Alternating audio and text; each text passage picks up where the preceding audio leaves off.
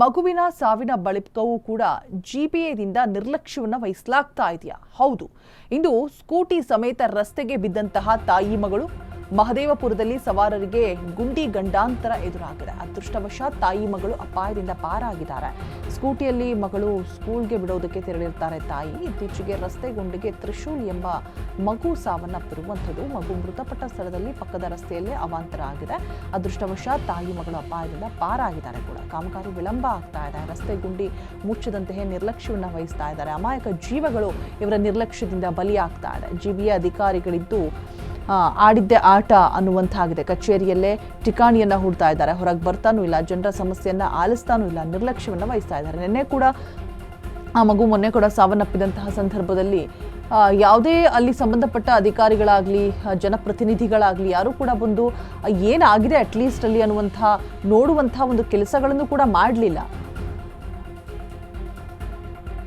ಇದೀಗ ಅದರ ಬೆನ್ನಲ್ಲೇ ಮತ್ತೊಂದು ಗುಂಡಿ ಗಂಡಾಂತರ ಅವಾಂತರ ಆಗಿದೆ. ಅದೃಷ್ಟವಶಾತ್ ತಾಯಿ ಮಗಳು ಸ್ಕೂಟಿಲಿ ಹೋಗ್ತಾ ಇರ್ತಾರಂತೆ. ಯಾವುದೇ ಪ್ರಾಣಹಾನಿ ಸಂಭವಿಸಿಲ್ಲ, ಚಿಕ್ಕ ಪುಟ್ಟ ಗಾಯಗಳಾಗಿದೆ. ರಸ್ತೆಗೆ ಬಂದಿದ್ದಾರೆ ತಾಯಿ ಮಗಳಿಬ್ರು ಕೂಡ. ಈ ಬೆಂಗಳೂರಲ್ಲಿ ಸಿಲಿಕಾನ್ ಸಿಟಿ ಅಂತ ಹೇಳ್ಬಿಟ್ಟು ಹೆಸರಿಗಷ್ಟೇನಾ ಸೀಮಿತ ಆಗಿರೋದು ಅಂತ ಅನ್ಸುತ್ತೆ. ಬಿಕಾಸ್ ಈ ಗುಂಡಿ ಗಂಡಾಂತರಗಳು ಮುಗಿಯೋದೇ ಇಲ್ಲ. ಎಲ್ಲಂದ್ರಲ್ಲಿ ಮಳೆ ಬಂದ್ರಂತೂ ಕೇಳಲೇಬೇಡಿ. ಅದೆಷ್ಟು ಅಮಾಯಕ ಜೀವಗಳ ಬಲಿಯಾಗುತ್ತೋ, ಅದೆಷ್ಟು ವಯಸ್ಸಾದಂತಹ ಮರಗಳು ಬಿದ್ದು ಅವಾಂತರಗಳನ್ನು ಸೃಷ್ಟಿ ಮಾಡುತ್ತೆ, ರೋಡ್ಗಳೇ ಬ್ಲಾಕ್ ಆಗುತ್ತೆ. ಮಳೆ ಯಾವಾಗ ಬರುತ್ತೆ ಅಂತ ಕೂಡ ಬೆಂಗಳೂರಿನಲ್ಲಿ ಹೇಳೋದಕ್ಕೂ ಸಾಧ್ಯ ಆಗೋದಿಲ್ಲ. ಸಡನ್ಲಿ ಬರುವಂಥದ್ದು. ಸೊ ಎಲ್ಲವನ್ನೂ ಕೂಡ ಎಚ್ಚರಿಕೆ ಕ್ರಮಗಳನ್ನು ತೆಗೆದುಕೊಂಡು ಎಲ್ಲಿ ಏನೆಲ್ಲ ಸಮಸ್ಯೆಗಳಾಗಿದೆ ಆ್ಯಪ್ ಕೂಡ ಮಾಡಿದ್ದಾರೆ. ಅದೇನೋ ನಾಮಕಾವಸ್ಥೆಗೆ ಮಾಡಿರುವಂಥದ್ದು ಏನೋ ಗೊತ್ತಿಲ್ಲ. DKಶಿ ಅವರು ಹೇಳ್ತಾರೆ ಏನೇ ಸಮಸ್ಯೆ ಇದ್ರೂ ಕೂಡ ಆ್ಯಪ್ ಮೂಲಕ ನಮ್ಮನ್ನು ಭೇಟಿ ಮಾಡ್ಬೋದು. ಆ್ಯಪ್ನಲ್ಲಿ ನೀವು ವಿತ್ ಲೊಕೇಶನ್ ಹಾಕಿ, ಅಲ್ಲಿನ ಫೋಟೋ ತೆಗೆದು ಹಾಕಿ, ಸಮಸ್ಯೆಗಳನ್ನು ಬರೆದು ಹಾಕಿ, ನಾವು ಇಮಿಡಿಯೇಟಾಗಿ ಬಂದು ಅಲ್ಲಿ ಆ್ಯಕ್ಷನ್ ತೊಗೊಂಡು ಅದು ಏನು ಸರಿಪಡಿಸ್ಬೇಕೋ ಅದರಲ್ಲಿ ನಾವು ಇನ್ವಾಲ್ವ್ ಆಗಿ ಸರಿ ಮಾಡ್ತೀವಿ ಅನ್ನುವಂಥ ಭರವಸೆಯನ್ನು ಕೊಟ್ಟಿದ್ದಾರೆ ಅಷ್ಟೇ. ಬಟ್ ಎಲ್ಲೂ ಕೂಡ ಆ ಕೆಲಸಗಳಾಗ್ತಾ ಇದೆಯೋ, ಎಷ್ಟರ ಮಟ್ಟಿಗೆ ಆಗಿದೆಯೋ ನಿಜಕ್ಕೂ ಗೊತ್ತಿಲ್ಲ. ಅವರೇ ಒಂದು ಸರ್ವೆಯನ್ನ ಮಾಡಬೇಕು. ಈಗ ಜನರಿಗೆ ಆ ಆಪ್ಷನ್ ಅನ್ನ ಕೊಟ್ಟಿದ್ದಾರೆ, ಹೌದು. ಬಟ್ ಅನುಕೂಲವಾಗುವಂತಹ ನಿಟ್ಟಿನಲ್ಲಿ ಎಲ್ಲವನ್ನೂ ಕೂಡ ಸರಿಪಡಿಸಿದ್ರೆ ಈ ರೀತಿಯಾಗಿ ಅಮಾಯಕ ಜೀವಗಳು ಬಲಿಯಾಗೋ ತಪ್ಪತ್ತೆ. ಪುಟ್ಟ ಮಗು, 2 ವರ್ಷದ ಮಗು ಮೊನ್ನೆ ಬಲಿಯಾಯಿತು ಶಿವರಾತ್ರಿಯನ್ನ ಮುಗಿಸ್ಕೊಂಡು ಮನೆಗೆ ಹೋಗುವಂತಹ ಸಂದರ್ಭದಲ್ಲಿ. ಸೊ ಇಲ್ಲೇ ನೋಡಿ, ಅದೇ ರೋಡ್ ಪಕ್ಕದಲ್ಲಿ ಆಗಿರುವಂತಹ ಒಂದು ಇನ್ಸಿಡೆಂಟ್ ಇದು. ಈ ಬಗ್ಗೆ ಹೆಚ್ಚಿನ ಡೀಟೇಲ್ಸ್ ಅನ್ನ ಕೊಡೋದಕ್ಕೆ ನಮ್ಮ ಪ್ರತಿನಿಧಿ ಲಕ್ಷ್ಮಿ ಬಾಗಲಕೋಟೆ ದೂರವಾಣಿ ಸಂಪರ್ಕದಲ್ಲಿ ಜಾಯಿನ್ ಆಗ್ತಾ ಇದ್ದಾರೆ. ಲಕ್ಷ್ಮಿ, ಹೆಸರಿಗೆ ಮಾತ್ರ ಈ ಬೆಂಗಳೂರು ಅನ್ನುವಂಥದ್ದು ಸಿಲಿಕಾನ್ ಸಿಟಿ ಆಗಿದೆಯಾ ಅಂತ ಹೇಳ್ಬಿಟ್ಟು, ಬಿಕಾಸ್ ಈ ಗುಂಡಿ ಗಂಡಾಂತರ ಅನ್ನುವಂಥದ್ದು, ಈ ಗುಂಡಿಯಿಂದ ಅಮಾಯಕ ಜೀವಗಳು ಬಲಿಯಾಗುವಂಥದ್ದು ತಪ್ಪುತ್ತಾನೇ ಇಲ್ಲ. ಸೊ ಅಲ್ಲಿಗೆ ಸಂಬಂಧಪಟ್ಟಂತಹ ಅಧಿಕಾರಿಗಳು, ಜನಪ್ರತಿನಿಧಿಗಳು ಯಾರು ಕೂಡ ಬಂದು ಭೇಟಿಯಾಗಿ ಪರಿಶೀಲನೆ ಮಾಡಿ ಅಲ್ಲಿ ಸರಿ ಮಾಡಿಸುವಂತಹ ಕೆಲಸಗಳಂತೂ ಆಗ್ತಾನೆ ಇಲ್ಲ. ದಂಡಕ್ಕೊಂದು ಆ್ಯಪ್ ಬೇರೆ ಇದೆ, ಅದರಲ್ಲಿ ಕಂಪ್ಲೇಂಟ್ ಅನ್ನ ಅರೈಸ್ ಮಾಡಿ ಫೋಟೋಗಳನ್ನ ತೆಗೆದುಹಾಕಿ ನಾವು ಬಂದು ಸರಿ ಮಾಡ್ತೀವಿ ಅಂತ ಹೇಳ್ಬಿಟ್ಟು ಭರವಸೆಯನ್ನ ಕೊಡೋದ್ರಲ್ಲೇ ಕಂಪ್ಲೀಟ್ ಆಗಿ ಜೀವನವನ್ನ ಮುಗಿಸ್ತಾ ಇದ್ದಾರೆ. ಅಲ್ಲಿ ಆಗಿರುವಂತಹ ಸಮಸ್ಯೆ ಏನು, ತಾಯಿ ಮಗಳು ಹೇಗಿದ್ದಾರೆ, ಸೌಖ್ಯವ, ಅಪ್ಡೇಟ್ಸ್ ಕೊಡೋದಾದ್ರೆ ಲಕ್ಷ್ಮಿ? ರೋಜಾ, ಸದ್ಯಕ್ಕೆ ಬಂದಿರುವಂತಹ ಮಾಹಿತಿ ಪ್ರಕಾರವಾಗಿ ತಾಯಿ ಮಗು ಸದ್ಯಕ್ಕೆ ಯಾವುದೇ ರೀತಿಯಾದಂತಹ ಪ್ರಾಣ ಹಾನಿ ಆಗಿಲ್ಲ, ಪ್ರಾಣಕ್ಕೆ ತೊಂದರೆ ಆಗಿಲ್ಲ ಅನ್ನುವಂಥದ್ದಾದ್ರೆ, ಈ ಸದ್ಯಗಿನ ಬೆಂಗಳೂರಿನ ಸಿಚುವೇಶನ್ ಅನ್ನ ನಾವು ನೋಡೋದಾದ್ರೆ ನಿಜಕ್ಕೂ ನಾಚಿಕೆಗೇಡಿ ಆಗುವಂತದ್ದು. ಯಾಕಂದ್ರೆ ರಾಜ್ಯದಲ್ಲಿ ನಮ್ಮ ಬೆಂಗಳೂರಲ್ಲಿ ರಸ್ತೆಗಳೇ ಸರಿ ಇಲ್ಲ ಅಂತ ಹೇಳಿ ಸಾಕಷ್ಟು ಜನರು ತಮ್ಮ ಸೋಷಿಯಲ್ ಮೀಡಿಯಾದಲ್ಲಾಗಿರ್ಬಹುದು, ಎಕ್ಸ್ ಖಾತೆಯಲ್ಲಿ ಮತ್ತೆ ಇನ್ಸ್ಟಾಗ್ರಾಮ್ ಅಲ್ಲೂ ಸಹ ಹಾಕೊಂಡ್ರು ಯಾವುದೇ ರೀತಿಯ ಪ್ರಯೋಜನವಾಗಿಲ್ಲ.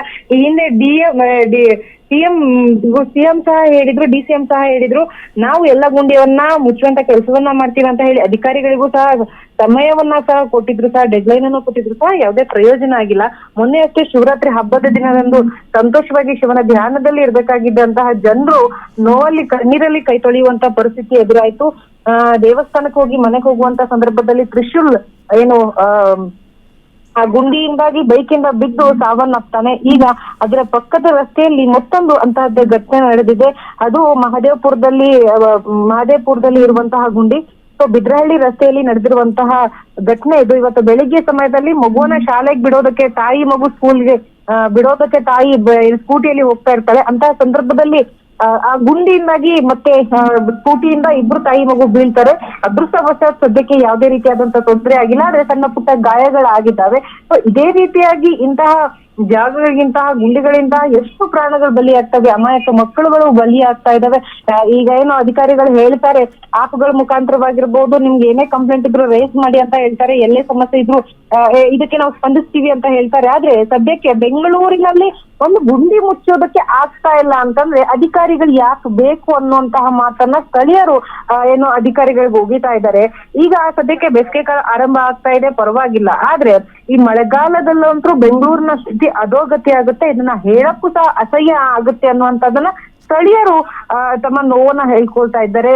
ವೇಗವಾಗಿ ಎಚ್ಚೆತ್ತುಕೊಂಡ್ರೆ ಇನ್ನಷ್ಟು ಪ್ರಾಣಗಳು ಉಳಿಸಬಹುದು, ಇಲ್ಲ ಅಂದ್ರೆ ಗುಂಡಿಗಳಿಂದಲೇ ಎಷ್ಟು ಜನರ ಹೆಣ ಬೀಳುತ್ತೆ ಅನ್ನುವಂಥದ್ದು ಗೊತ್ತಿಲ್ಲ ಅನ್ನುವಂಥದ್ದು ಸಹ ಈಗಾಗಲೇ ಸ್ಥಳೀಯರು ತಮ್ಮ ಆಕ್ರೋಶವನ್ನ ಹೊರ ಹಾಕ್ತಾ ಇರುವಂತಹದ್ದು. Roja, all right, thank you Lakshmi ತಮ್ಮೆಲ್ಲ ಡೀಟೇಲ್ಸ್ಗಾಗಿ.